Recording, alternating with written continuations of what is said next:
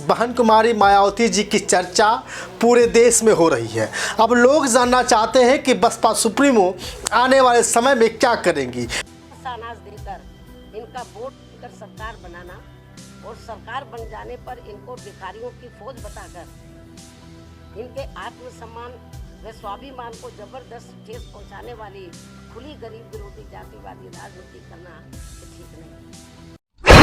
लेकिन जब से अपने भतीजे नेशनल कोऑर्डिनेटर आकाश आनंद जी को पार्टी से बाहर किया है, तब से लोग सोच रहे हैं कि बहन जी का कुछ होने वाला नहीं है। तो कुछ भी हो, बहन कुमारी मायावती जी के चेहरे पर कोई शिकन नहीं है। मुझे जानती है कि आने वाले समय में क्या होगा, क्योंकि आज भी बड़ी बड़ी पार्टियां बहुजन समाज पार्टी की मुखिया बहन कुमारी मायावती से डर रही हैं। उनको ये लग रहा है कि ऐसा ना हो कि दलितों का वोट साधने के लिए बहन कुमारी मायावती जी कोई ऐसी प्लानिंग कर दें और आने वाले भविष्य में बसपा की फिर से सरकार बन जाए। लेकिन एक सवाल सोशल मीडिया में बहुत तेजी से वायरल हो रहा है। लोग कह रहे हैं कि क्या बहन कुमारी मायावती जी अपने भाई को भी नहीं छोड़ रही हैं? अपने भाई को ही पद दिया, उसके बाद छीन लिया। तो मेरे प्यारे साथियों, आपको बता दूं कि अपने भाई आनंद यानी आकाश आनंद जी के पिताजी को उन्होंने नेशनल कोऑर्डिनेटर बनाया था, लेकिन नेशनल कोऑर्डिनेटर पद से वो कहे कि मेरे पास तो एक राष्ट्रीय उपाध्यक्ष का पद है, मैं दूसरा कोई पद नहीं लूँगा।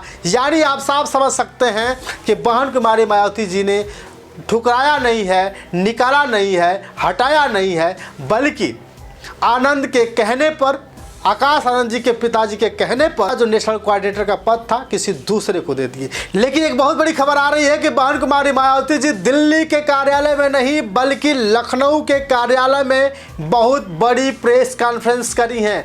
प्रेस कॉन्फ्रेंस के दौरान ने कहा है कि बीजेपी हो सपा हो, सबसे पहले जब हमारी सरकार थी चार बार की सरकार होने के बाद जो मैंने वादे किए थे दलित पिछड़ों और जो आदिवासी के लोग थे, जो मैंने वादा किया था, जो मैंने काम किया था, सबसे पहले सपा ने इसको खराब किया। इसके बाद अब बीजेपी लगातार आदिवासी दलित पीड़ितों को लगातार परेशान करती हुई नजर आ रही है। बजट का सत्र चल रहा है, लेकिन इस बजट सत्र के दौरान भाजपा दलितों के लिए, आदिवासियों के लिए, पिछड़ों के लिए, गरीबों के लिए कोई ऐसी मुहिम नहीं चला रही है और ना ही बजट में इनके लिए बात कर रही है कि इनका विकास कैसे होगा।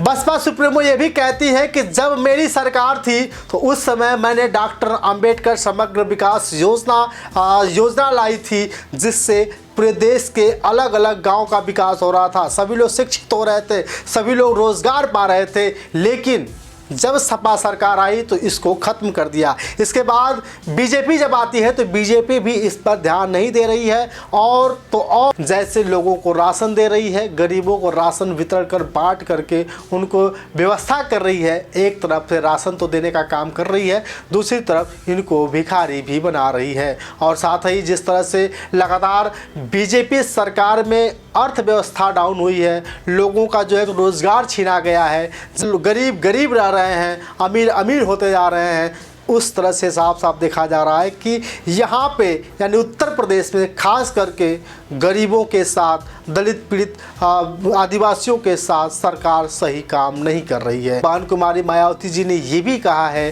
कि आने वाले समय में क्या होगा मुझे नहीं पता, लेकिन इस समय अगर हम सत्ता की बात करें तो केंद्र सरकार के पास भी पूंजी है, योगी सरकार के भी पास भी पूंजी है, लेकिन क्या दलितों के लिए, आदिवासियों के लिए, क्या बेरोजगारों के लिए कोई ऐसा व्यवस्था कर रही है?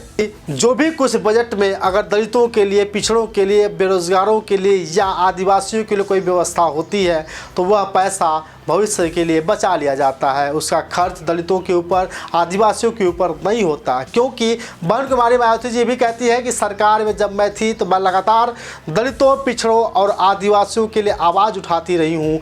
और अब बीजेपी सरकार में ऐसा कुछ नहीं हो रहा है, ना ही दलितों की आवाज़ उठाई जा रही है, ना ही पिछड़े आदिवासियों की बात की जा रही है, ना उनके लिए कोई व्यवस्था की जा रही है। सर, अलग अलग देशों के कोने कोने प्रदेशों में, कोने कोने हिस्सों में देखा जा रहा है कि दलितों के साथ मारपीट हो रही है, दलितों के साथ अन्याय हो रहा है, पिछड़ों के साथ अन्याय हो रहा है। सरकार चुपचाप हाथ पे हाथ धरे बैठी रह रही है।